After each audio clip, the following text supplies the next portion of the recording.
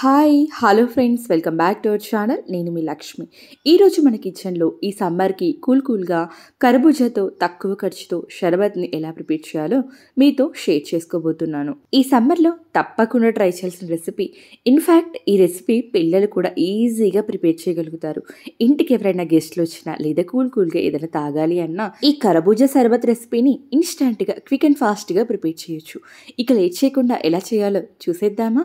ముందుగా stove on చేసి sauce pan పెట్టేసుకొని ఇందులోకి 1 గ్లాస్ వరకు వాటర్ని యాడ్ చేయండి.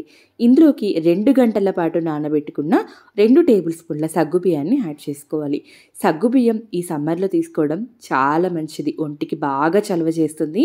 సగ్గుబియ్యం పూర్తిగా ట్రాన్స్పరెంట్గా ఉడికే వరకు ఉడికించాలి.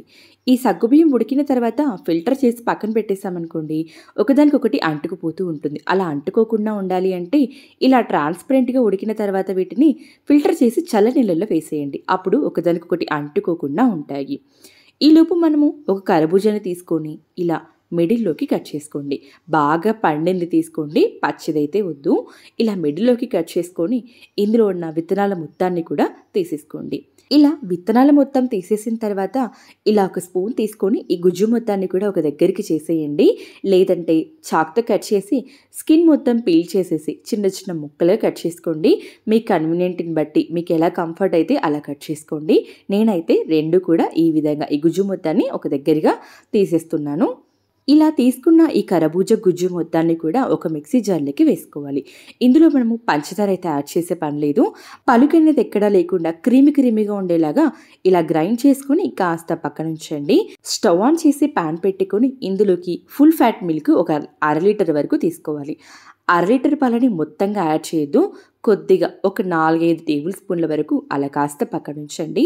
ఈలోపు మనం ఇందులోకి కొద్దిగా పంచదారని యాడ్ చేసుకోవాలి. ఇక్కడ నేను 1/4 కప్పు వరకు యాడ్ చేస్తున్నాను. అంటే మీరు తినే స్వీట్నెస్ని బట్టి అలాగే కర్బూజా ఉన్న స్వీట్నెస్ని బట్టి యాడ్ చేసుకోండి. పాలు మరిగి కాస్త పొంగొచ్చేలోపు మనము కస్టర్డ్ పౌడర్ని మిక్స్ చేసుకుందాం. ఇప్పుడు ఒక మిక్సింగ్ బౌల్లోకి 2 టేబుల్ స్పూన్ల కస్టర్డ్ పౌడర్ని తీసుకొని మిగిల్చిన పాలను ఇందులోకి యాడ్ చేసుకోవాలి.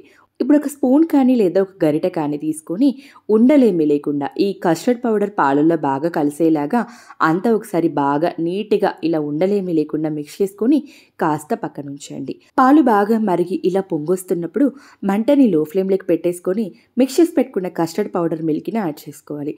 ఇలా మిల్క్ వెయ్యగానే ఒక గరిట కానీ లేదా ఇలా ఒక విస్కర్ కానీ తీసుకొని బాగా మిక్స్ చేసుకోవాలి. లేదంటే త్వరగా ఉండలు కట్టేస్తుంది. ఇలా బాగా మిక్స్ చేసుకొని కాస్త దగ్గర పడిన తర్వాత మనము స్టవ్ ఆఫ్ చేసుకోవాలి. చూస్తున్నారు కదా, మిక్స్ చేస్తున్నప్పుడు మనకు తెలిసిపోతుంది బాగా చిక్కబడింది అని. చూసారా, మనకు ఈ థిక్నెస్ ఉంటే కరెక్ట్గా సరిపోతుంది. చల్లారిన తర్వాత ఇంకాస్త దగ్గర పడుతుంది. స్టవ్ ఆఫ్ చేసి పూర్తిగా చల్లారనివ్వండి. పూర్తిగా చల్లారిన తర్వాత ఒక మిక్సింగ్ బౌల్లోకి కస్టర్డ్ పౌడర్ మిల్క్ అలాగే గ్రైండ్ చేసి పెట్టుకున్న కర్బూజా జ్యూస్, నానబెట్టుకున్న సబ్జా సీడ్స్ ఇక్కడ నేను 2 టేబుల్ స్పూన్స్ తీసుకున్నాను. మీకు నచ్చితే ఇంకాస్త ఎక్కువగా యాడ్ చేసుకోండి. అలాగే ఉడికించి పెట్టుకున్న సగ్గుబియ్యం చూసారా, ఒకదానికొకటి అంటుకోకుండా విడివిడిగా ఉన్నాయి. ఫైనల్గా సన్నగా తరిగి పెట్టుకున్న బాదం అలాగే కాజు అంతా ఒకసారి బాగా మిక్స్ చేసుకోండి. ఇందులో వాడిన ఇంగ్రీడియంట్స్ అన్నీ కూడా ఈ సమ్మర్లో బాడీ డీహైడ్రేట్ అవ్వకుండా బాగా హెల్ప్ చేస్తాయి. అండ్ చాలా సింపుల్గా ఉంటుంది రెసిపీ కూడా, ఈజీగా అయిపోతుంది. అంతా ఒకసారి ఇలా బాగా మిక్స్ చేసి 2 to 3 అవర్స్ పాటు ఫ్రిడ్జ్లో పెట్టి కూల్గా సర్వ్ చేసుకోవచ్చు. ఇక్కడ నేనైతే ఎలా సర్వ్ చేయాలో చూపిస్తున్నాను. సర్వింగ్ అనేది పూర్తిగా మీ ఆప్షనల్, మీకు నచ్చినట్టు సర్వ్ చేసుకోవచ్చు. జస్ట్ నేను చూపిస్తున్నాను. గ్లాసులకి ఉడికించి పెట్టుకున్న సగ్గుబియ్యము అలాగే చేసి పెట్టుకున్న కర్బూజా షర్బత్ని 3/4 గ్లాస్ వరకు నింపేయండి. ఆ తర్వాత సన్నగా తరిగి పెట్టుకున్న కర్బూజా ముక్కల్ని ఇలా గార్నిష్ చేసుకోండి. ఆ తర్వాత మళ్ళీ కర్బూజా షర్బత్ని ఫుల్ వరకు నింపేయండి. పైన మీకు నచ్చితే మీకు నచ్చిన ఫ్లేవర్ని కొద్దిగా ఐస్ క్రీమ్ని యాడ్ చేసుకోండి. నచ్చితేనే, లేదంటే స్కిప్ చేయండి. పైన కొద్దిగా సబ్జా సీడ్స్ అలాగే సన్నగా తరిగి పెట్టుకున్న కర్బూజా ముక్కలు, కాజు ముక్కలు, బాదం ముక్కలు అలాగే ఫైనల్గా టూటీ ఫ్రూటీ ఇవన్నీ ఉంటే యాడ్ చేసుకోండి. లేదంటే డైరెక్ట్గా కర్బూజా షర్బత్నైనా డ్రింక్ చేసేయచ్చు. చాలా సింపుల్గా ఉంటుంది రెసిపీ. ఈ సమ్మర్లో తక్కువ ఖర్చుతో ఈజీగా అయిపోయే రెసిపీ. ఐ హోప్ మీ అందరికీ ఈరోజు మన కిచెన్లో ప్రిపేర్ చేసిన ఈ కర్బూజా షర్బత్ రెసిపీ నచ్చిందని అనుకుంటున్నాను. ఈ సమ్మర్లో తప్పకుండా ట్రై చేయాల్సిన రెసిపీ. నచ్చితే లైక్ చేసి ఫ్రెండ్స్ అండ్ ఫ్యామిలీ మెంబర్స్కి షేర్ చేయడం మాత్రం మర్చిపోవద్దు. మంచి వీడియోతో మళ్ళీ కలుద్దాం. అంతవరకు బాయ్ మరి.